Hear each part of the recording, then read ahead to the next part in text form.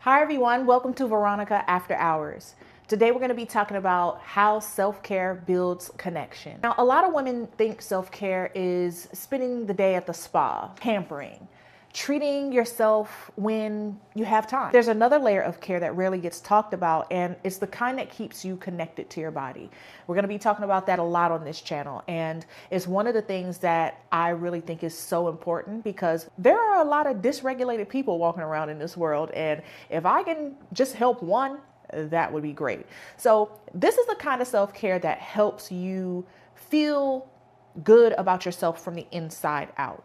You know, not just about how you look or what you do for yourself. Self-care is part of your inner work. It's the reason why the small intentional ways you tend to care for yourself matter more than you might realize. So before we go any further, I want you to know that this video is a little different from the others I've done in the past, and I wanted this to feel more interactive. I want this to be something we do together. So throughout this video, I'm going to share a few journal prompts, and I'd like you to pause with them and reflect as we go through.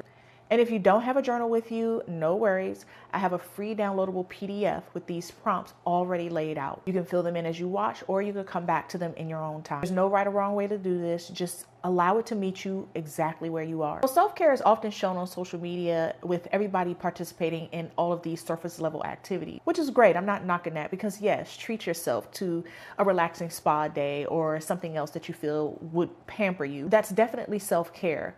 But at its core, self-care is how you maintain a relationship with yourself. It's not limited to how you look or what you do to make yourself look better. It can also be journaling and getting your thoughts out on paper so that you don't have pent up energy and emotions. It can also be something as simple as creating space to think or feel without having a distraction. These practices actually require your presence. They pull you out of autopilot and put you back into your body and inner world. You know how sometimes we have the tendency to feel like we can't relax when we don't have anything to do?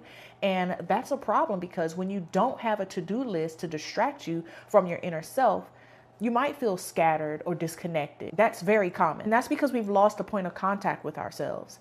Self-care is how you reestablish that connection. It's how you remind yourself that your inner world deserves acknowledgement and attention, and not just your responsibilities. Here's a journal prompt for you. What daily ritual makes me feel most like myself? How do I feel when I skip it? Now let's explore what self-care actually looks like for you. I want to share a moment with you that's always stayed with me. When I was in my early 20s, I was working my first real office job, and most of the women I worked with were at least 10 years older than me. So on one particular occasion, we were having a conversation around what we enjoy doing outside of work. And I mentioned a few things that I was into and, you know, what was interested in at the time. And one woman looked at me and she said, "Wow, you have so many things you're into. I'm 38 years old and I don't even know what I like." That really stuck with me. And not because of her age, but because of what she was really expressing. I had no real comprehension of it at the time. I was like, what do you mean? You're you. You have to know what you like.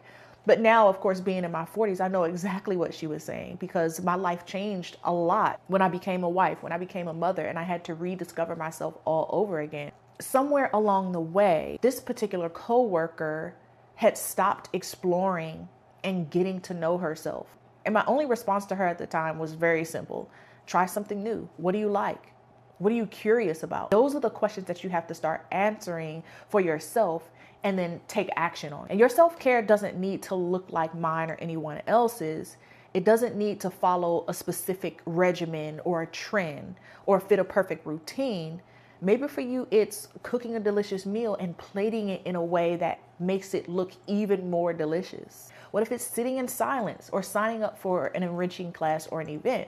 So what matters is that it fits into your life and supports who you are right now. Because for sure, what I was into in my 20s, I'm certainly not into anymore. And now that I'm in my 40s, I have new rituals and routines that I'm loving right now. And I'm pretty sure in another 20 years that can change again. Here's another journal prompt for you. What is the one thing I'm curious to try that could help me feel more connected to myself? And again, if you don't know the answers to these right away, that's okay. You don't need to be certain to get started. You just need to start. You only need a little bit of curiosity, and just start writing some ideas down. And again, act on it. Allow yourself to be a beginner. Enjoy that process of exploring. Next, let's talk about self-care and confidence, right? So inner work begins when you start paying attention to yourself instead of pushing past your needs or ignoring what your mind and body are asking. You literally have to switch from endurance into awareness of self. Take yourself out of autopilot and choose presence with yourself. Just be in the moment. I'm going to share one other thing with you all, and I was actually going to talk about this in another video. I may still put it in there, but I feel like it's perfect to insert it right now. But I was teaching a sensual yoga class, and in the middle of the class, there is a pause programmed in there intentionally. It's after we do a little bit of movement, and it's a time in the flow to allow you to down regulate. I'm looking around the room at everyone. So I'm asking the students to take a few breaths, a deep inhale and a long exhale. There's a series of them. And there were two students in particular that would pop their eyes open, waiting for me to say the next thing, waiting for me to tell them what next to do. Sometimes you have to stop rushing to the next moment.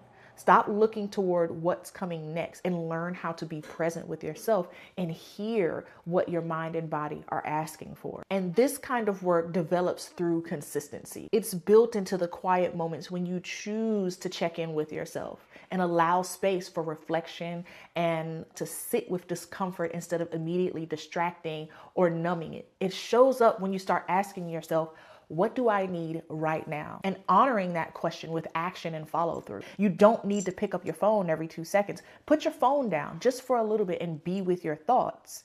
There is something that unlocks in you when you put intention and care towards your inner world. Your confidence is able to grow, your presence deepens, and the way you move through the world actually starts to shift. This is where a standard of self-regard is formed as well. We talked about this in another video. When you consistently tend to your inner life, you're setting the tone for how you live, how you relate to others, and how they relate to you. You don't have to wait for permission to feel whole, to feel rested, to feel present in your body. You're actively choosing wholeness within and without. Well, here's another journal prompt. What helps me feel grounded and connected on the inside? And what gets in the way of that connection? Sound off in the comment section and let me know what's one ritual that instantly makes you feel more like yourself. I'd love to hear from you. So remember, self-care is not just pampering, it's essential inner work, and it's how you connect with yourself, build confidence, and remind yourself every day that you matter.